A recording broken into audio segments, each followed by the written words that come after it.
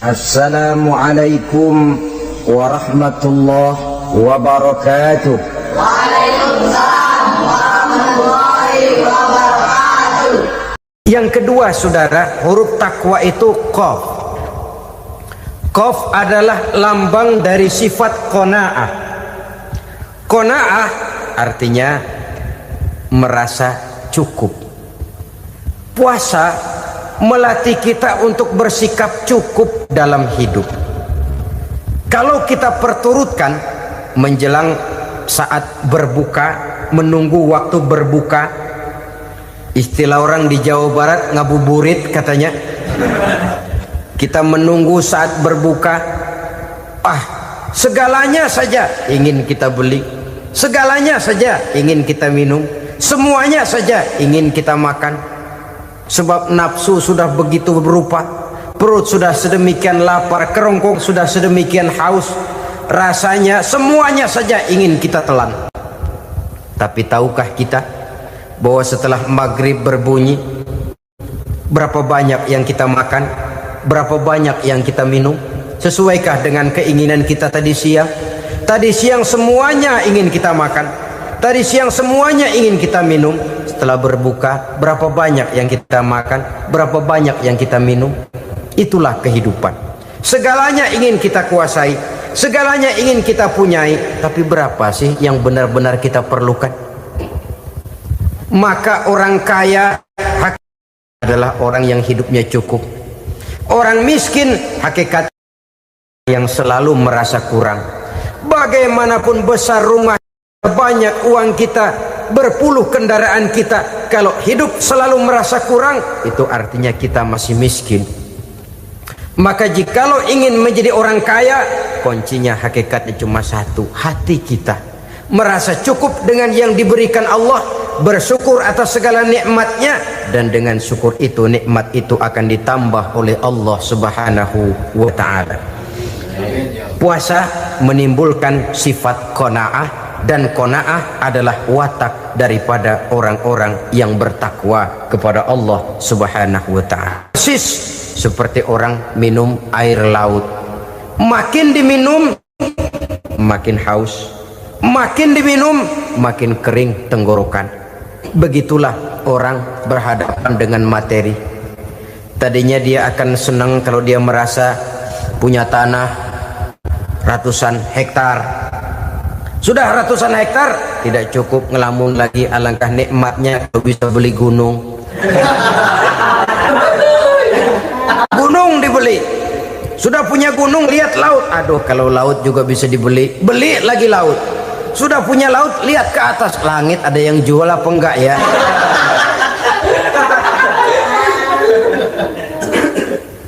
Seperti orang berhadapan dengan air laut yang makin diminum makin membuat kita haus dan makin kering tenggorokan ini. Maka itu harus dihentikan. Sikap untuk menghentikan itu tidak lain adalah dengan sifat qanaah itu tadi, merasa cukup dengan apa yang diberikan Allah, mensyukuri nikmatnya.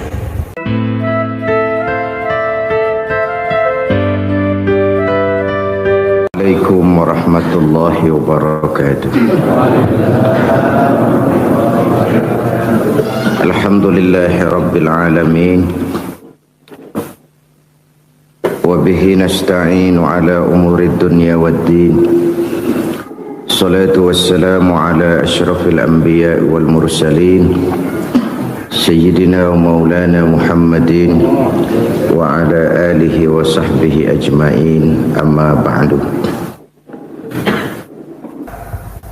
Pada pertemuan kali ini secara khusus kita akan membicarakan tentang puasa ini. Kita akan mulai dari yang pertama, puasa sunnah. Sebagaimana yang kita maklum, sunnah adalah satu perbuatan yang apabila kita kerjakan berpahala, tapi apabila kita tinggalkan tidak merupakan dosa. Hanya saja ia merupakan barometer dan ukuran daripada orang-orang yang cinta kepada sunnah itu sendiri. Ada banyak jenis puasa-puasa sunnah ini. Yang pertama, puasa sunnah di bulan Muharram. Rasulullah sallallahu alaihi wasallam bersabda,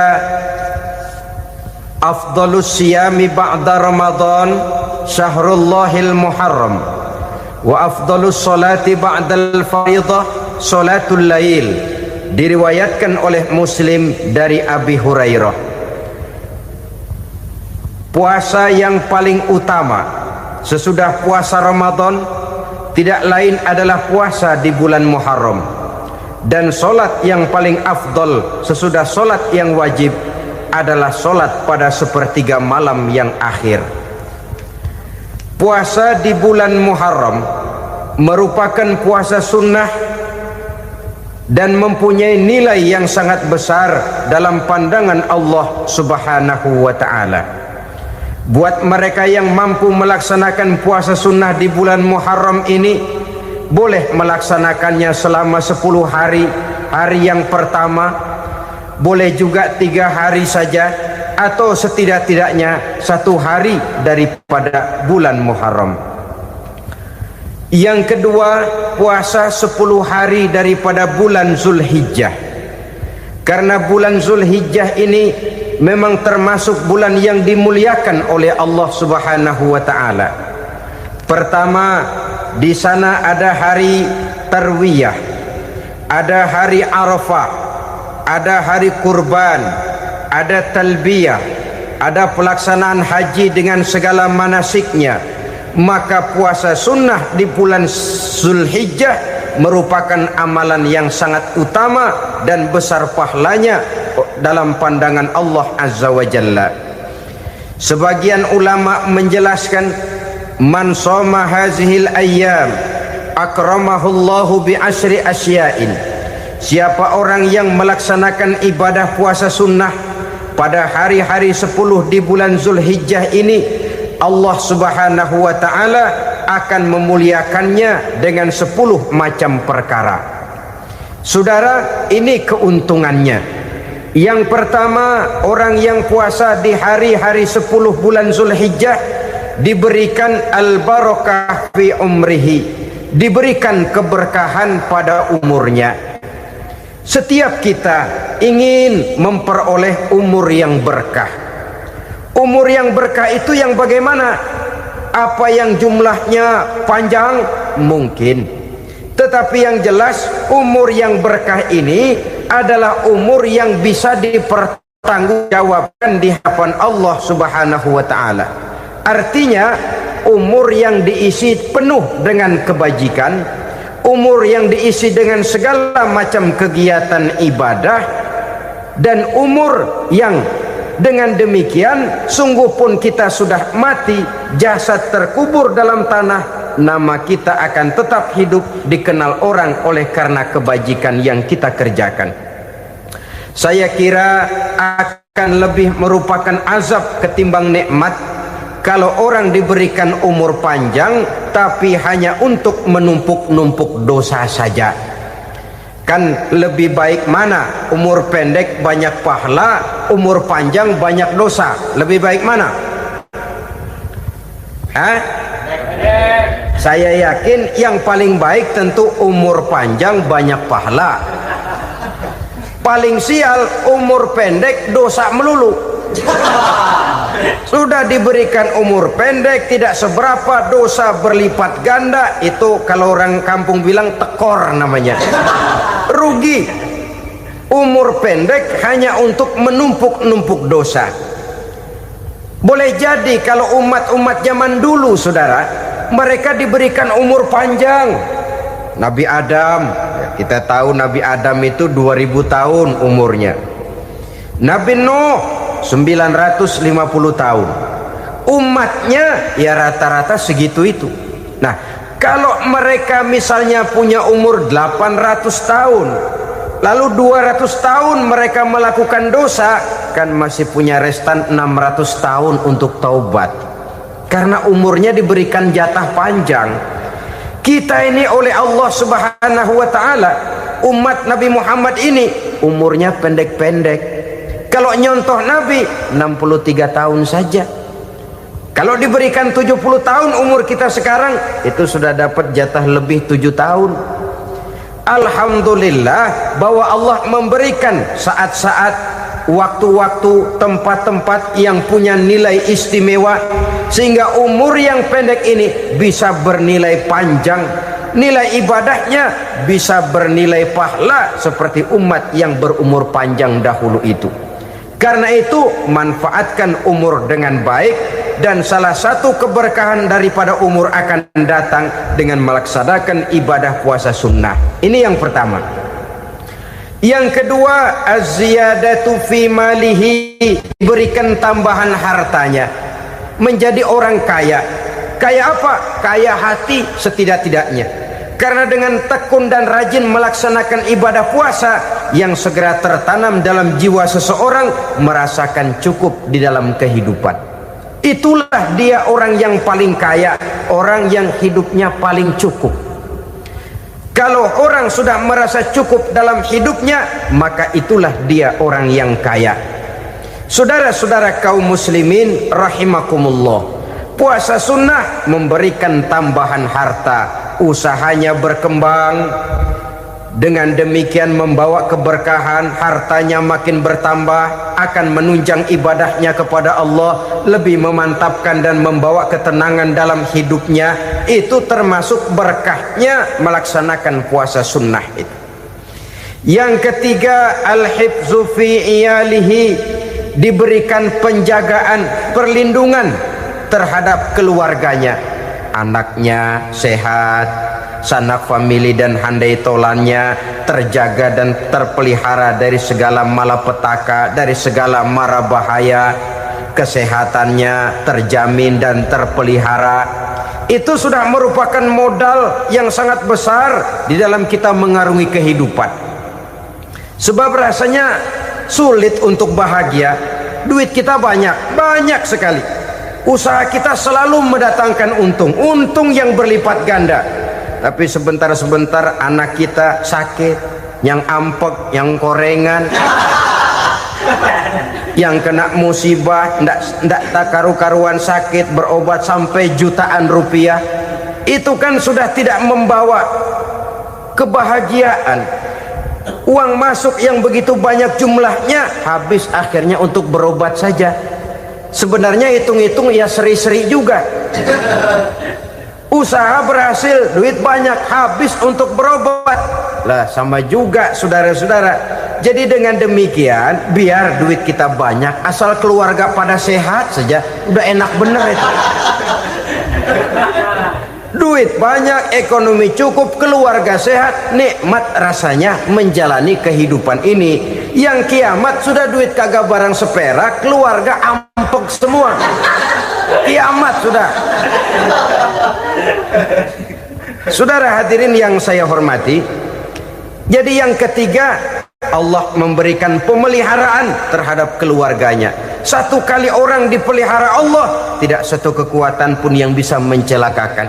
Satu kali orang disengsarakan Allah, tidak satu tenaga pun yang mampu menyelamatkannya. Itulah sebabnya perlindungan Allah, pemeliharaan Allah terhadap diri dan keluarga sangat kita perlukan di dalam kehidupan ini. Dengan melaksanakan ibadah puasa, kita mendekatkan diri kepada Allah. Dengan dekat kepada Allah, maka Allah pun dekat kepada kita. Sehingga dalam hadis qudsi dikatakan, ta'arraf ilallahi firraha ya'rifka fi syiddah. Ingatlah kepada Allah di waktu kamu senang, agar Allah ingat kepada kamu di waktu kamu susah. Yang kita laksanakan kadang-kadang sebaliknya. Waktu susah kita ingat Allah, waktu senang kita lupa Allah. Akhirnya nanti pada waktu kita melarat, kebelangsak, susah dan sebagainya, pertolongan tidak akan datang kepada kita.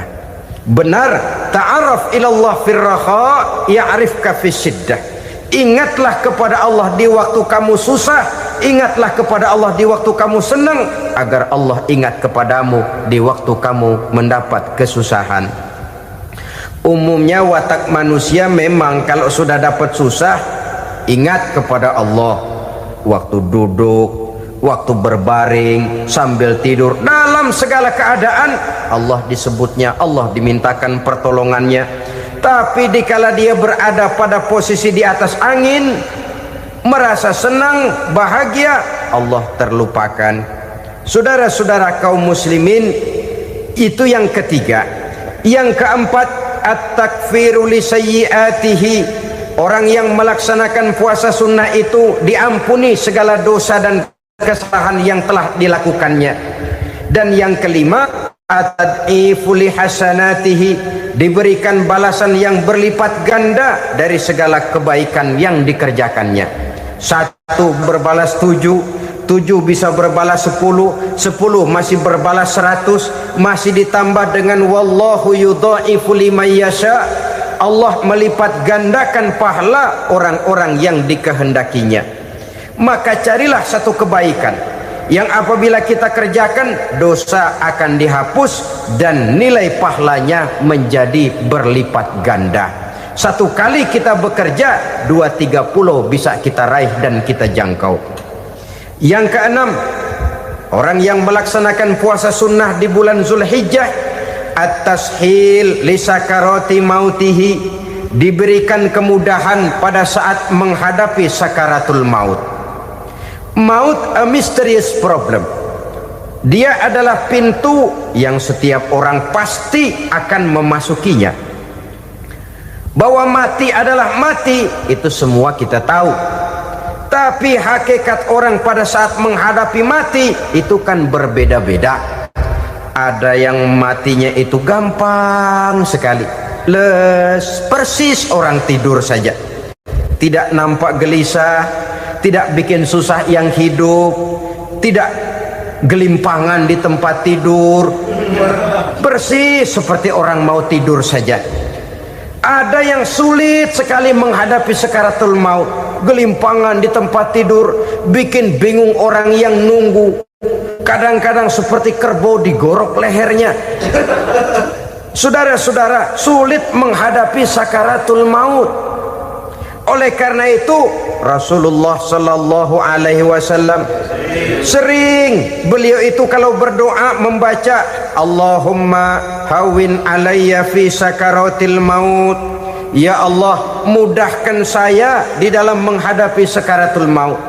Rasulullah saja, saudara, orang yang ibadahnya paling banyak, orang yang hatinya paling bersih, orang yang akhlaknya paling luhur, masih berdoa semacam ini, mohon dimudahkan oleh Allah agar mudah menghadapi sakaratul maut. Apalagi kita, terus terang kita ini paling-paling kelas muhtalid, bangsa sama pahala mau sama dosa doyan.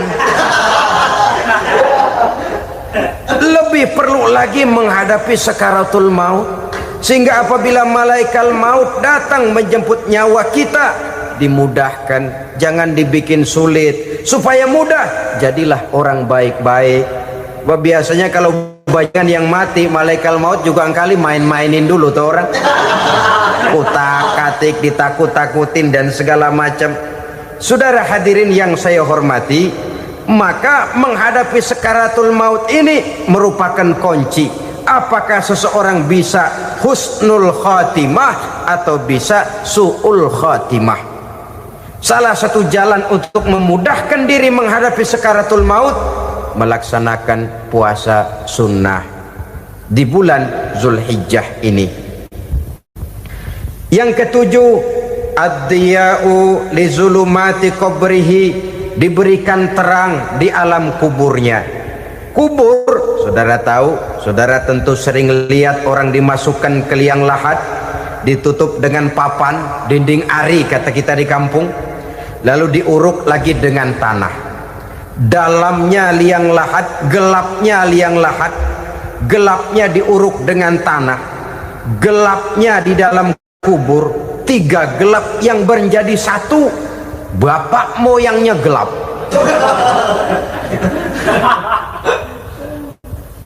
Puasa sunnah ini merupakan terang di alam kubur kita nanti. Yang kedelapan, at-tasqil limizanihi, diberikan keringanan pada timbangan di hari akhirat nanti. Bahwa setelah dibangkitkan dari kubur, setiap kita akan menghadapi perhitungan, akan ditimbang segala macam kebaikan dan segala macam kejahatan yang pernah kita lakukan di dalam kehidupan.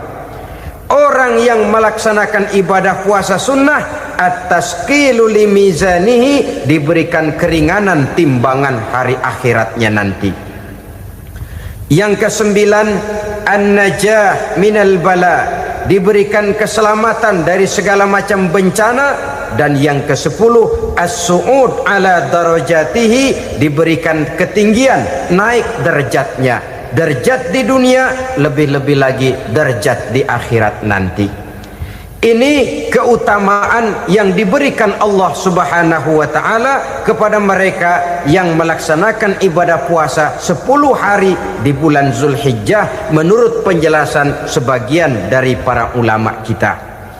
Jadi setelah puasa Muharram ada lagi puasa Zulhijjah. Kemudian puasa sunnah yang ketiga, puasa sunnah pada hari Senin dan hari Kamis. Apa sumber hukumnya? Diriwayatkan oleh Imam Muslim dari Abi Qatadah, Rasulullah Shallallahu Alaihi Wasallam ditanya tentang puasa pada hari Senin. Kenapa Rasul melakukan itu? Beliau menjawab, zalika yaumu wulidtu fihi wa yaumu bu'istu au unzila alayya fihi. Hari Senin itu adalah hari di mana aku dilahirkan dan hari di mana aku dibangkitkan. Wahyu pertama turun kepadaku pun pada hari itu. Maka sunnah melaksanakan puasa pada hari itu. Adapun hari Kamis, ada hadis yang diriwayatkan oleh Imam Turmuzi dari Abi Hurairah, Nabi bersabda, tu'radul a'malu yaumul isnaini wal khamisi fa uhibbu an yu'rada amali wa ana sha'im. Disetor amal setiap manusia pada hari Senin dan pada hari Kamis. Maka aku ingin, kata Nabi, agar pada saat amalku disetor itu aku sedang puasa. Jadi malaikat itu menurut riwayat ini mencatat dan menyetorkan catatan amalan seseorang pada hari Senin, hari Kamis. Tiap hari Senin amalan kita disetor oleh malaikat. Catatan terakhir tentu yang sedang kita kerjakan, sehingga yang masuk daftar, saya tinggalkan orang ini, dia sedang puasa, karena naik catatan amalnya pada hari Senin. Kamis diangkat lagi, catatan paling akhir, saya tinggalkan orang ini, dia sedang puasa. Itu makna fa uhibbu ayyurada amali wa ana shaim. Aku senang kalau pada saat amalku disetor, catatan paling akhir aku lagi puasa. Satu keistimewaan. Alangkah celaka tiap amalan disetor kita sedang berbuat jahat. Senin, Kamis, teler, mabok, judi. Tiap amalan disetor, catatan akhirnya saya tinggalkan si fulan lagi teler. Laporan Senin. Kamis laporan lagi, saya tinggalkan si fulan lagi mirit kartu. Saudara hadirin yang saya muliakan, alangkah jeleknya catatan kita. Oleh karena itu sunnah puasa pada hari Senin dan hari Kamis. Ini amalan sunnah, saudara-saudara. Dan oleh karena ini amalan sunnah, sebagian ulama memberikan penjelasan, walaupun lupa niat, kalau sudah malam itu lupa niat, boleh niatnya sudah siang puasa sunnah ini, dengan catatan dari pagi belum makan apa-apa. Malam saudara lupa, tahu-tahu ingat ini hari Senin, ini hari Senin, dah jam 10, niatlah jam 10 itu, sah puasanya asal dari pagi belum makan apa-apa. Tapi kalau sudah dapat 2 piring baru niat jam 10, itu lain, ngojek namanya.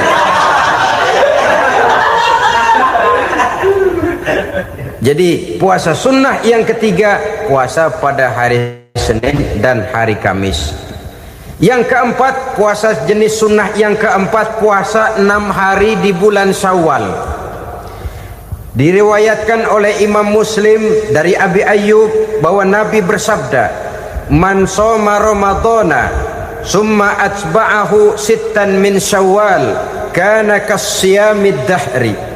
Barang siapa yang berpuasa di bulan Ramadan kemudian diikutinya dengan 6 hari di bulan Syawal, maka dia seolah-olah seperti orang yang berpuasa 1 abad lamanya.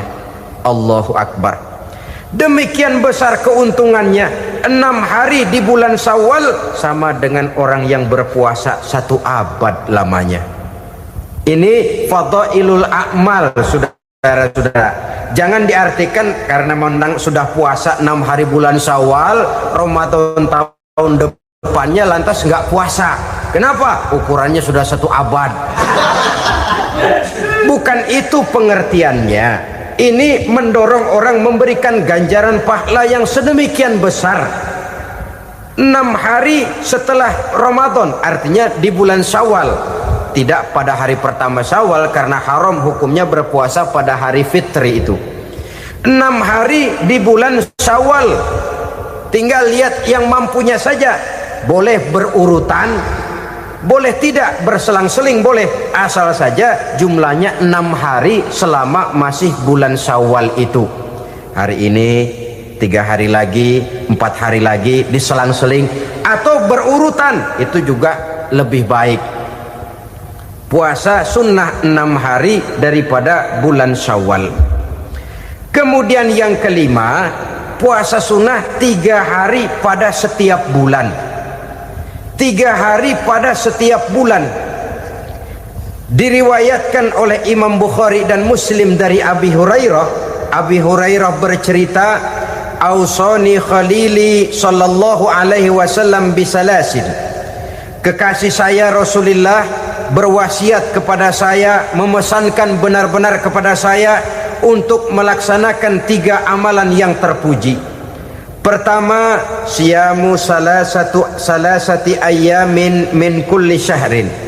Puasa 3 hari dalam setiap bulan. Ini wasiat yang pertama. 3 hari pada setiap bulan. Tidak peduli bulan apa saja. Dalam artian ya bulan menurut perhitungan Islam ya. Muharram, Safar, Rabiul Awal, Rabiul Tsani, Jumadal Ula, Jumadil Akhir, Rajab, Sya'ban, Ramadan, Syawal, Zulqa'dah, Zulhijjah dan selanjutnya. 3 hari pada setiap bulan. Tanggalnya tanggal berapa saja. Lebih utama pada yang disebut Yaumul Bid, yaitu hari-hari di mana bulan menunjukkan purnama. Tanggal 13, tanggal 14 dan tanggal 15 pada setiap bulannya itu disunahkan melaksanakan puasa. Itu wasiat pertama, puasa 3 hari pada setiap bulan. Wasiat yang kedua, waraqatai duha, melaksanakan sholat duha sekurang-kurangnya 2 rakaat. Itu wasiat yang dipesankan benar kepada saya, kata Abi Hurairah. Pertama, puasa 3 hari pada setiap bulan. Yang kedua, usahakan jangan meninggalkan 2 rakaat minimal daripada sembahyang duha. Kita tahu sembahyang duha itu sembahyang sunnah di waktu pagi seketika matahari naik sepenggalahan. Sekurang-kurangnya 2 rakaat, sebanyak-banyaknya 8 rakaat. Di antara fadilah atau keutamaan daripada sholat duha ini yaitu menyangkut masalah rezeki dan usaha. Kemudian wasiat yang ketiga, wa an utira qabla an anama. Beliau sangat berwasiat kepada saya untuk sholat witir sebelum tidur. Artinya sholat malam sebagai amalan sunnah di dalam kehidupan kita. Jadi saudara-saudara, dalam hidup ini kita akan selalu berbentur dengan keperluan. Kalau pada suatu saat kita sudah sampai kepada tahap berpikir ini keperluan saya, tentu hal-hal semacam ini akan kita kerjakan. Kita belum tergerak melaksanakan ini semua oleh karena barangkali kita merasa belum memerlukannya. Karena itu marilah kita berusaha di samping melaksanakan puasa yang wajib juga melaksanakan puasa yang sunnah di dalam kehidupan kita. Ini jenis puasa-puasa yang sunnah. Kemudian yang kedua, ada macam puasa yang disebut puasa nazar. Hukum pelaksanaannya wajib apabila nazarnya sudah terwujud. Puasa nazar, puasa yang dikaitkan dengan suatu persoalan. Umpamanya, kalau saya lulus ujian, saya akan puasa 1 minggu lamanya. Begitu ujiannya ternyata lulus, dia wajib bayar nazarnya. Puasa 7 hari, tidak lagi sunnah tapi wajib karena dia nazarkan. Asal saja tidak sah nazar kepada yang makruh apalagi kepada yang haram. Umpamanya nazar kalau tembus 6 nomor mau puasa 3 hari. Itu nazar semacam itu bukan saja tidak sah tapi haram hukumnya. Tidak boleh nazar kepada yang makruh apalagi kepada yang haram. Jadi apabila maksud yang sudah kita niatkan tercapai, wajiblah nazar itu dibayar, yaitu kalau nazarnya sunnah melaksanakan ibadah puasa.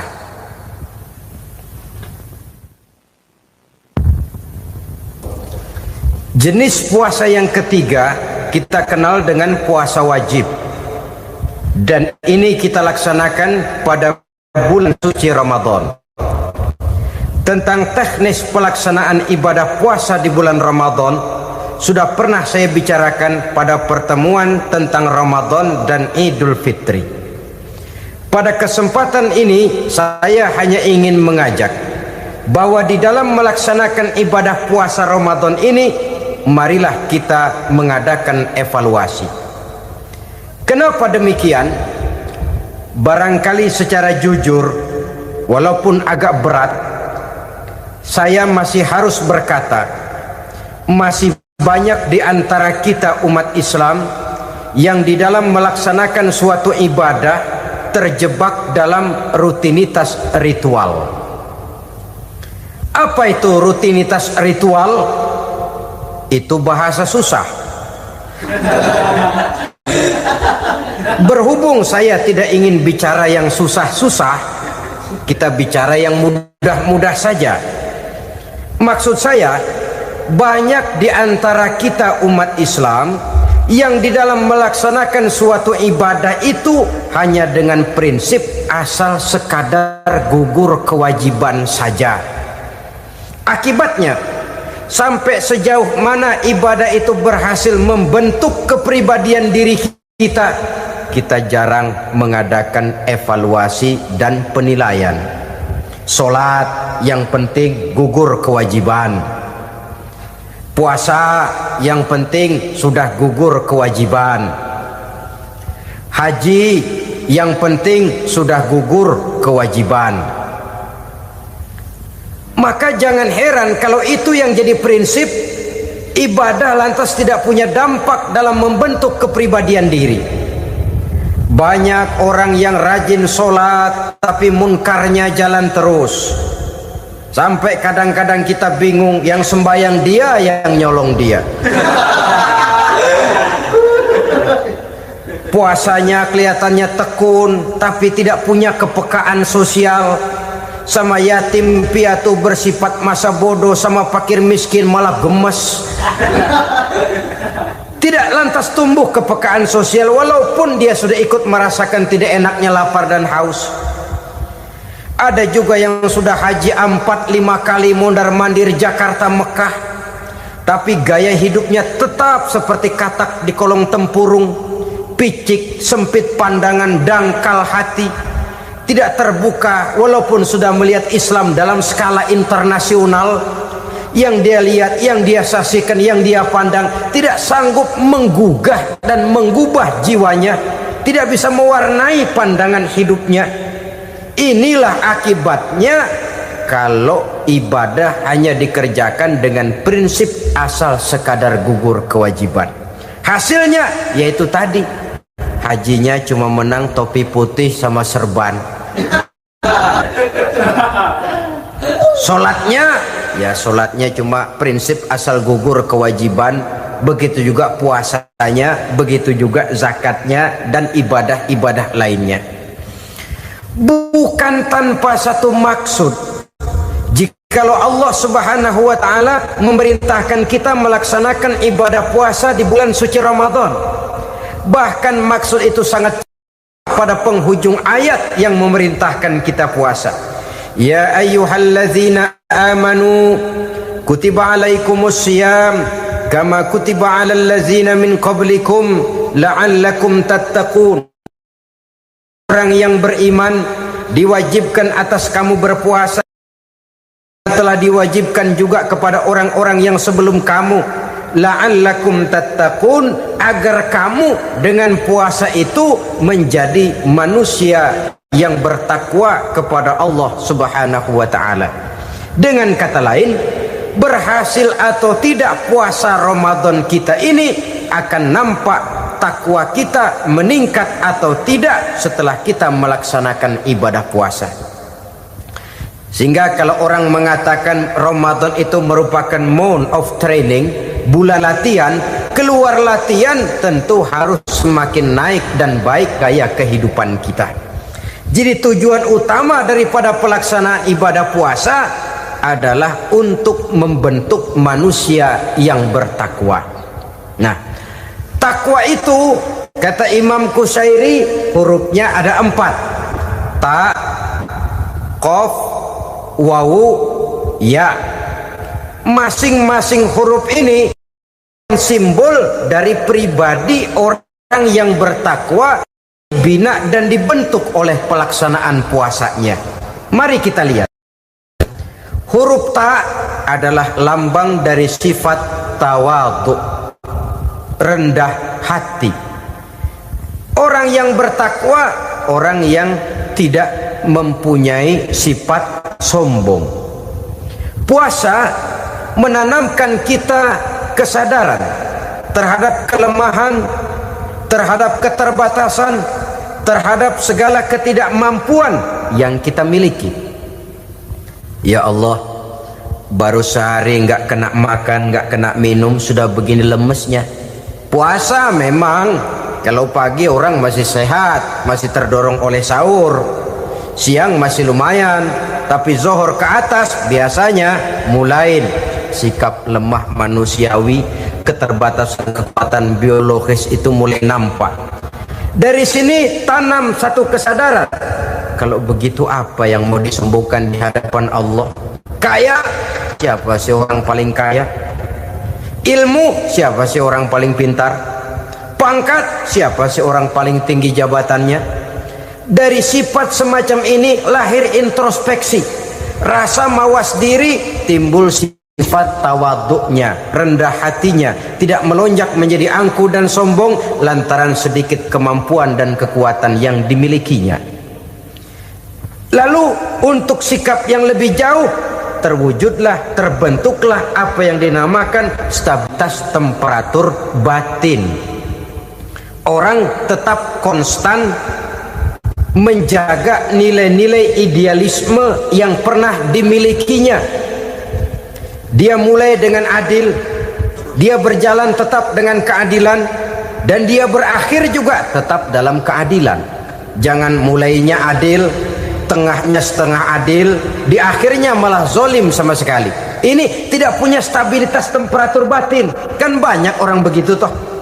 Mulanya benar, belakangan mau benar sendiri. Mulanya sudah rela berkorban buat kepentingan orang banyak, belakangan malah selalu mengorbankan kepentingan orang banyak.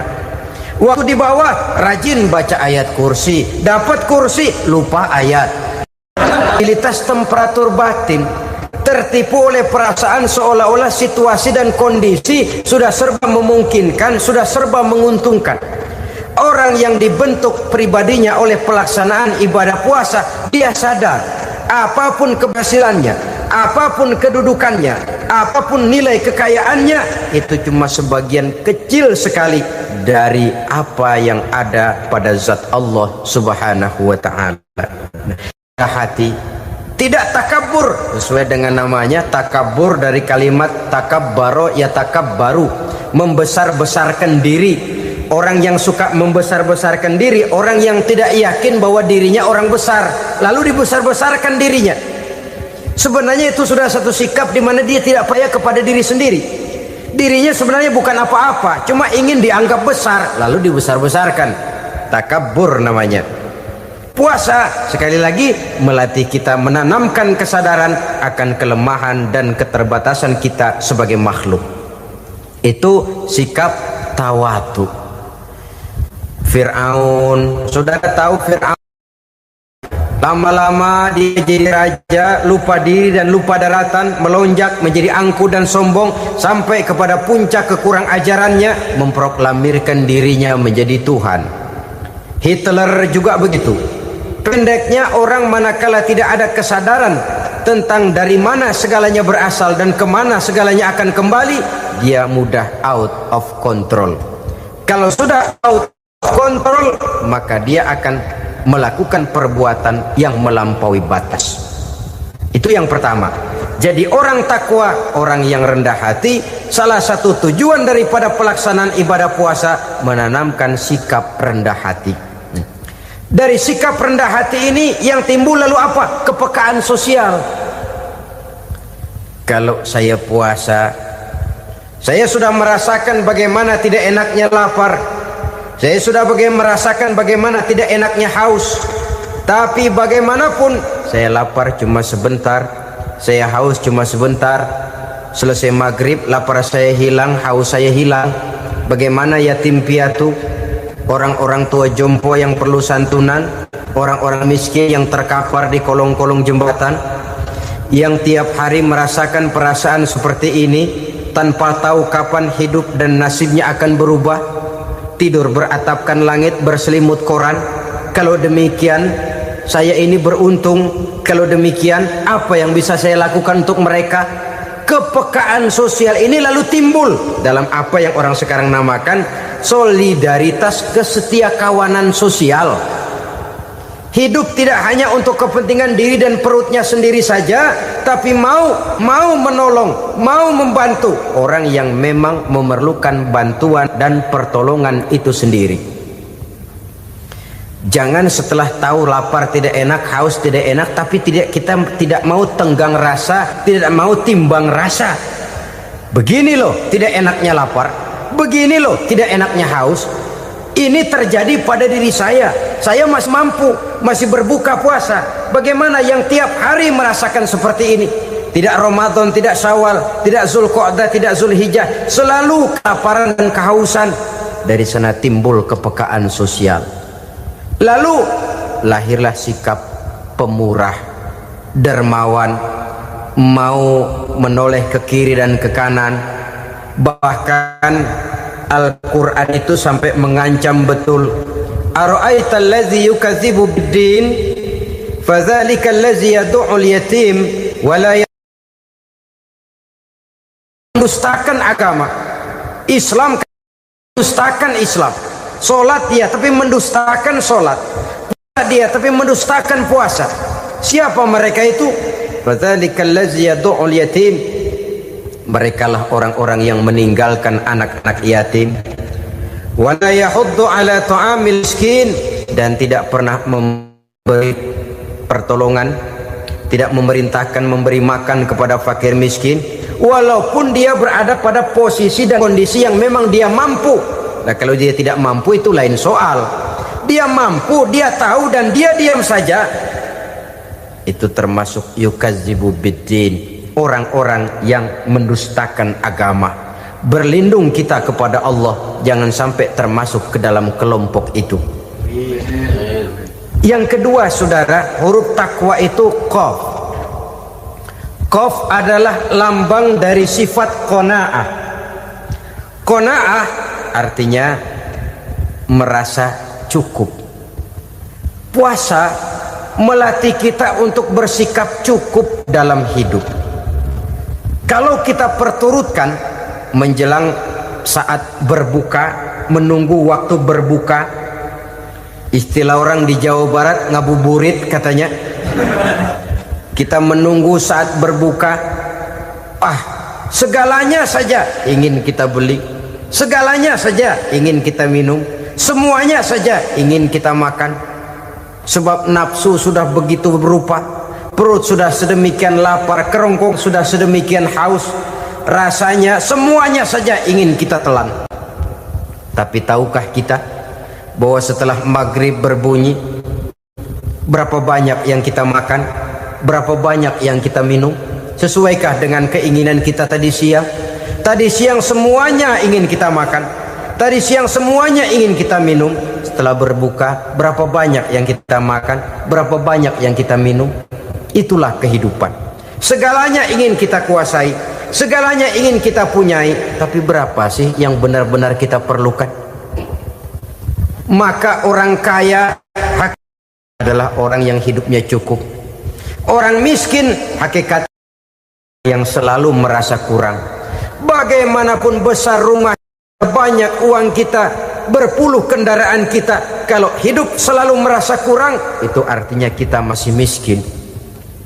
Maka jikalau ingin menjadi orang kaya, kuncinya hakikatnya cuma satu, hati kita merasa cukup dengan yang diberikan Allah, bersyukur atas segala nikmatnya, dan dengan syukur itu, nikmat itu akan ditambah oleh Allah Subhanahu wa ta'ala.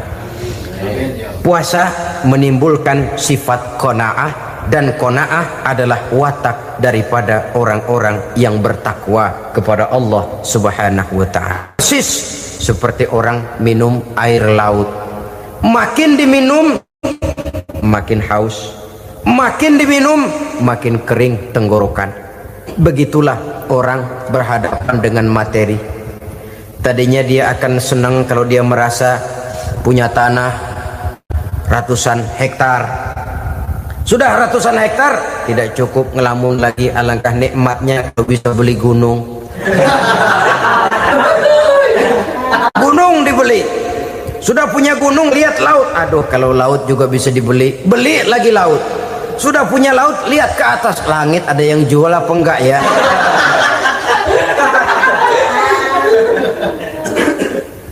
Seperti orang berhadapan dengan air laut yang makin diminum makin membuat kita haus dan makin kering tenggorokan ini. Maka itu harus dihentikan. Sikap untuk menghentikan itu tidak lain adalah dengan sifat qanaah itu tadi, merasa cukup dengan apa yang diberikan Allah, mensyukuri nikmatnya. Itu yang kedua. Yang ketiga, pada kalimat takwa ada huruf wawu. Wawu adalah simbol dari sifat wara dengan ain. Wara, orang yang terpelihara dirinya baik dari yang syubhat, lebih-lebih dari yang haram. Syubhat, saudara tahu, barang yang remeng-remeng. Tapi sungguh pun remeng-remeng, kira-kira prosentasenya 70-30. 70% haram, 30% kemungkinan halalnya. Maka yang syubhat lebih baik dijauhi daripada diambil. Orang yang punya kepribadian wara, dirinya terpelihara, jangankan dari yang haram, dari yang syubhat saja dia sanggup menjaga dan memelihara dirinya. Oleh karena itu saya heran kalau orang di bulan Ramadan dia sanggup menjaga diri di waktu siang dari jenis makanan yang halal, dari jenis minuman yang haram. Ada tahu nganggur di meja siang, enggak dia makan. Ada air teh nganggur di meja siang, enggak dia makan, padahal itu jenis makanan dan minuman yang halal. Tapi ketika datang maghrib, dia berbuka dengan makanan yang dibeli dari uang yang dihasilkan dengan cara yang haram. Bukankah itu sesuatu yang terbalik? Bukankah dengan demikian sudah tidak lagi menimbulkan sikap yang bisa memelihara dan menjaga kepribadian diri? Orang yang membiasakan diri terpelihara dari yang syubhat apalagi yang haram, maka baik yang dipakainya, yang diminumnya, yang dimakannya terdirilah dari barang-barang yang baik yang dihalalkan oleh agama. Wara. Kemudian yang keempat, pada huruf kalimat takwa ada huruf yakin. Huruf ya simbol dari sifat yakin. Orang yang puasa dibentuk kepribadiannya mempunyai satu keyakinan yang tangguh, dan keyakinan adalah ciri daripada orang yang takwa. Kita lihat yang dipanggil melaksanakan ibadah puasa ini kan iman, karena memang sulit untuk melaksanakan puasa kalau tidak iman yang jadi dasar. Setidaknya seperti sudah pernah saya sampaikan, ibadah puasa ini memang sulit terkena penyakit show. Kalau kita sholat barangkali terangsang karena kelihatan orang lain. Kalau kita pergi haji mungkin jadi sugesti karena orang banyak tahu. Kalau kita bayar kita jadi terangsang karena banyak orang lihat. Tapi kalau sudah puasa, puasa itu kan yang tahu cuma kita dan Allah saja. Ya, kita sholat, orang lain lihat, kita jadi rada semangat. Kita pergi haji, orang lain banyak ngantar, kita semangat. Kita bayar zakat, orang lain banyak saksikan, kita bersemangat. Tapi kita puasa, siapa yang mau nyaksiin kita puasa? Siapa yang mau memuji kita puasa? Siapa yang mau menyanjung kita puasa? Itu cuma urusan kita dan Allah. Oleh karenanya, dasar daripada pelaksanaan ibadah yang harus tenggorokan segalanya jadi nikmatan. Tidak ada kerja yang lebih indah selain kerja yang didasarkan kepada satu keyakinan bahwa yang kita kerjakan itu adalah sesuatu yang benar.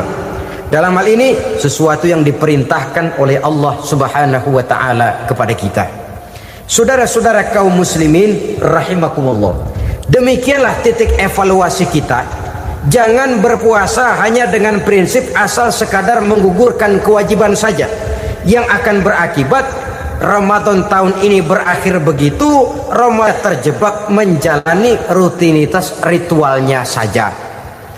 Bahkan kadang-kadang yang nyata betul, Nabi menganjurkan tingkatkan ibadah pada 10 hari yang akhir di bulan Ramadan, tanggal 20 sampai akhir Ramadan.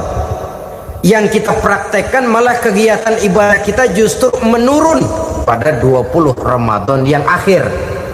Coba lihat 20 Ramadan ke atas, itu pasukan tarawih paling kelas 60-70 tahun ke atas.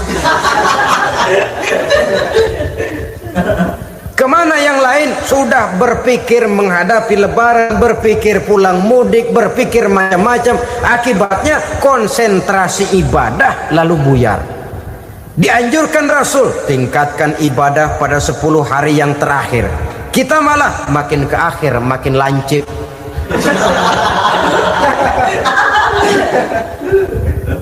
Saudara-saudara kaum muslimin rahimakumullah, kita terjebak oleh sesuatu yang sementara, oleh sesuatu yang bersifat kulit, lalu meninggalkan isinya.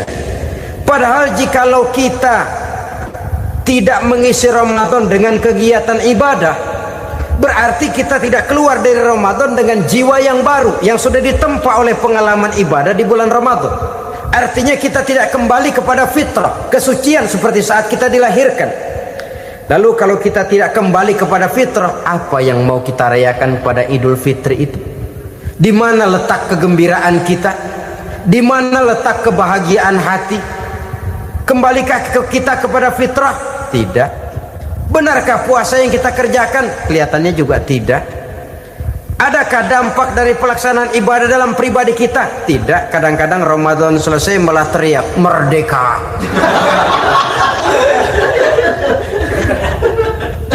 Kalau tadinya Ramadan dia merasa terhalang, mau keluar siang, mau makan siang, bulan puasa, mau minum siang, bulan puasa, mau gandengan, bulan puasa. Ramadan selesai, kibarin bendera, teriak merdeka, lalu kembali merajalela.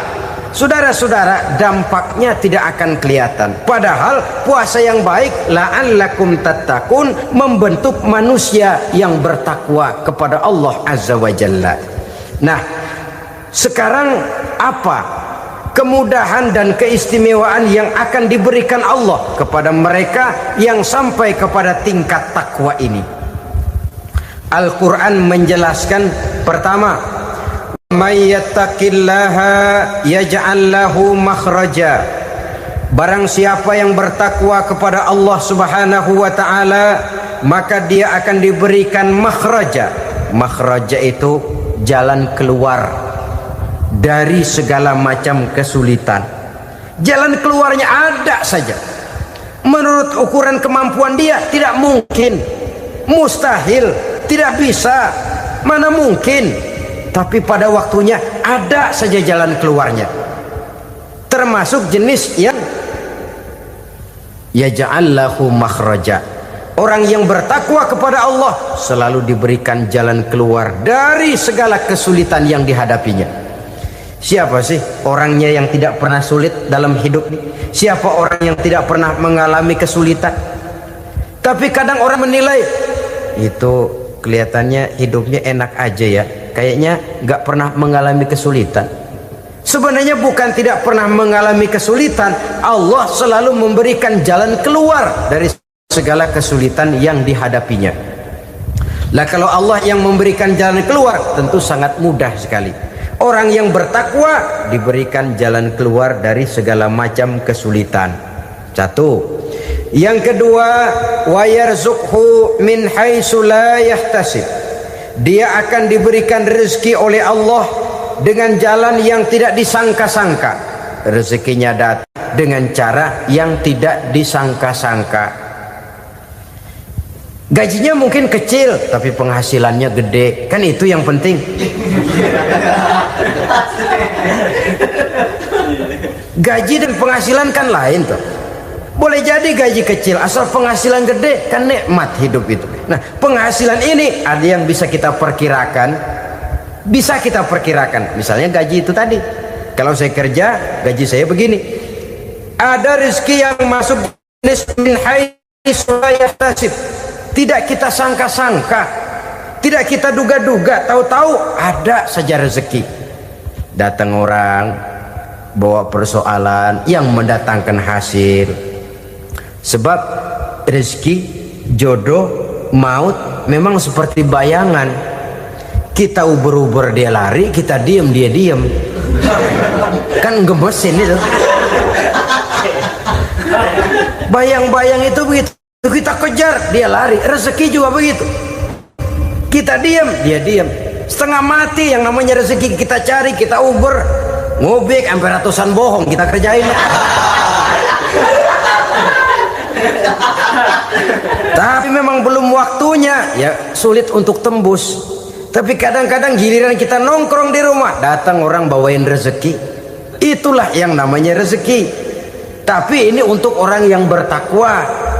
Kalau tidak punya kredibilitas takwa, jangan lalu pakai ayat ini.